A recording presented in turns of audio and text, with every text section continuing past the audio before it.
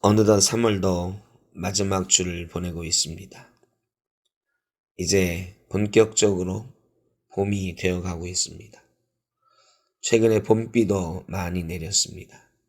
우리 인생도 새로 피어나는 봄이 되기를 바랍니다. 봄비처럼 시원하게 메마른 가슴을 적시는 하나님의 은혜의 단비가 저와 여러분의 삶에 넘치기를 바라면서 오늘 말씀을 묵상합니다. 오늘 말씀은 여호수아 9장 4절입니다. 꾀를 내어 사신의 모양을 꾸미되 헤어진 전대와 헤어지고 찢어져서 기운 가죽 포도주 부대를 나귀에 싣고. 아멘. 이 말씀만 떼놓고 보면 이게 무슨 말씀인가 싶습니다. 누군가 꾀를 내었는데 사신으로 모양을 꾸몄습니다. 그런데 헤어진 부대, 낡은 부대, 낡고 찢어져서 기운 가죽 포도주 부대를 가지고 나귀에 싣고 사신의 행렬을 꾸며서 누군가에게 갔습니다. 이게 무슨 말씀이냐?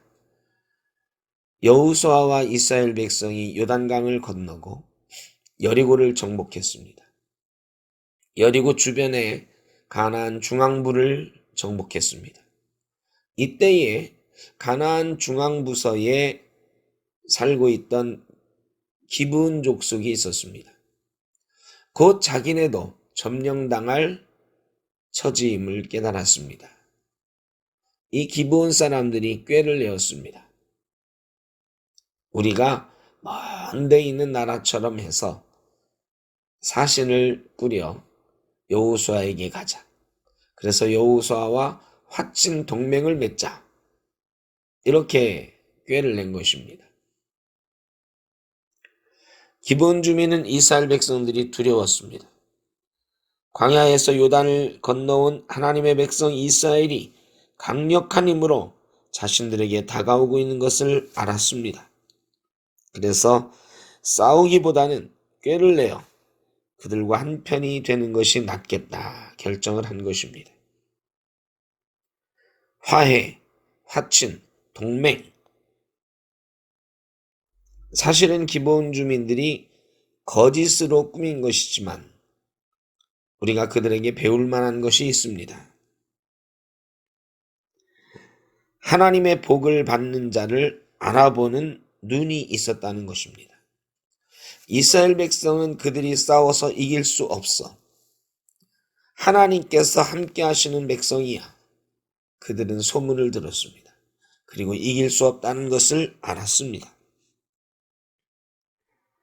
하나님께서 도우시는 민족과 가까이 하면 우리들이 같이 살 수 있을 것이다 라고 결정을 내렸습니다.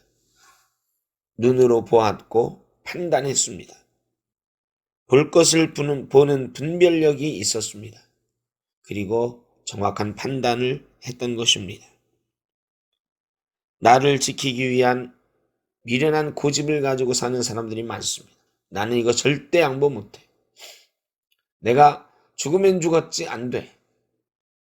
그런데 가끔은 포기하는 용기가 필요합니다. 하나님의 뜻을 알아보는 분별력이 필요합니다. 우리가 믿음의 출발점에 서서 가장 우리에게 필요한 것이 무엇이냐? 하나님의 뜻을 분별하게 하옵소서 하는 기도입니다. 하나님의 뜻을 분별할 때 우리는 올바른 판단을 할 수가 있습니다. 이스라엘 백성들이 기브온 사람들하고 화친을 맺습니다. 하나님의 이름을 걸고 맹세합니다. 며칠 지나서 이 사람들 기브온 사람들이다 하는 것을 알지요.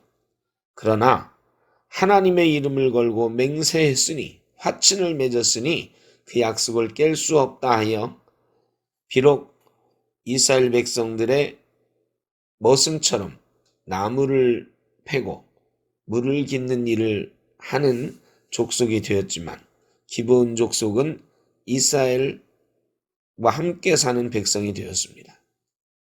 사랑하는 성도 여러분, 어려운 때입니다. 우리가 살아남으려면 하나님의 뜻을 분별하는 지혜가 필요합니다. 내 고집 세우기보다 포기할 줄 아는 용기도 있어야 되고, 하나님께 나를 다 내어놓고 드리는 용기도 있어야 됩니다. 그런 지혜와 분별력과 판단이 우리에게 있기를 간절히 바랍니다. 하나님의 은혜로 이 어려운 때를 승리하시는 우리 샘터교회 성도님들 되시기를 주의 이름으로 축복합니다. 기도하겠습니다. 주님, 나의 고집을 세우고 나의 철학을 세우고 나를 지키기 위한 몸부림보다는 더 나은 나를 위한 용감한 포기도 할 수 있도록 인도하여 주옵소서. 시대의 흐름을 아는 지혜와 그에 걸맞은 용기 있는 결단, 하나님, 우리에게 선택과 분별할 수 있는 지혜와 믿음과 용기를 허락하여 주옵소서.